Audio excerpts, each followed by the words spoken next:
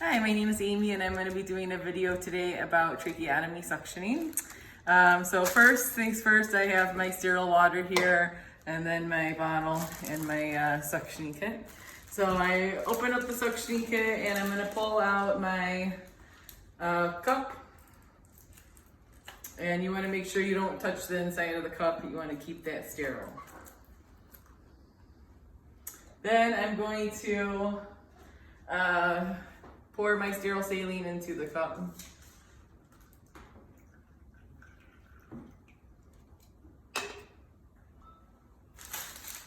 Then I pull out my package and I'm going to open it.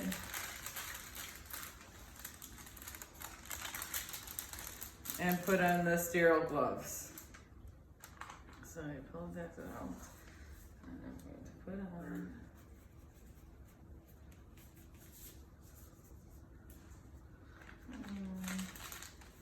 This.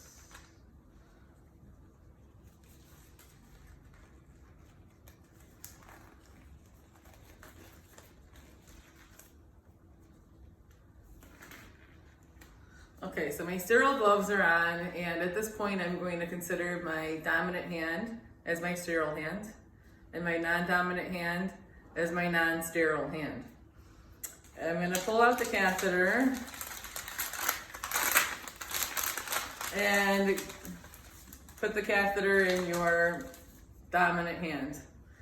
Then I'm going to take the connecting tubing with my non-dominant hand, and I'm going to connect the catheter into the connecting tubing. Once that's done, I'm going to have my tubing and I'm going to moisten the tip into the sterile saline. And occlude the Y port at this time to make sure that the suctioning is working. And it's working. So now I'm going to instruct the patient to take 3 to 6 deep breaths to hyperoxygenate them. And once that's done, I'm going to remove the oxygen device with my non-dominant hand.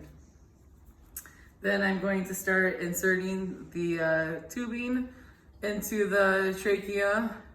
And I'm going to insert until I feel either resistance or the patient starts coughing.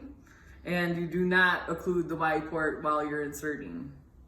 Once it's completely inserted, you're going to start occluding the Y port so the suctioning starts, and you're going to suction for 10 to 15 seconds as you're pulling the tubing out. And I'm going to kind of rotate it in a circular motion as I'm doing this. Once it's out, you're going to give the patient oxygen again with your non-dominant hands and have them breathe.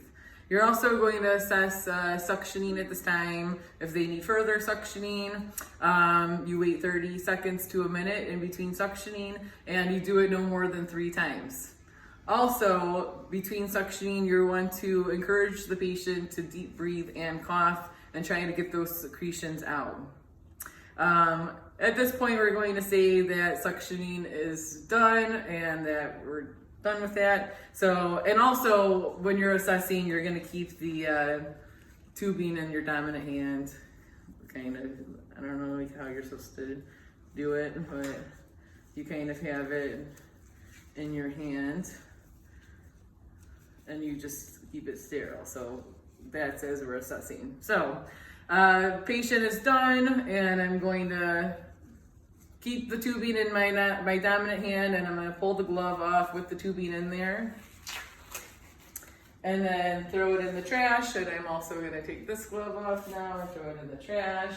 I'm going to throw all my other supplies into the trash too, clean, so we're going to say this is done, that's clean, okay? And then I'm going to assess my patient at this time and offer them oral hygiene. And you want to assess their respiratory rate, their respiratory effort, as well as their SaO2 levels and lung sounds to make sure there's no more bronchi in there and that everything is clear and everything is done. So yeah, that is tracheotomy suctioning.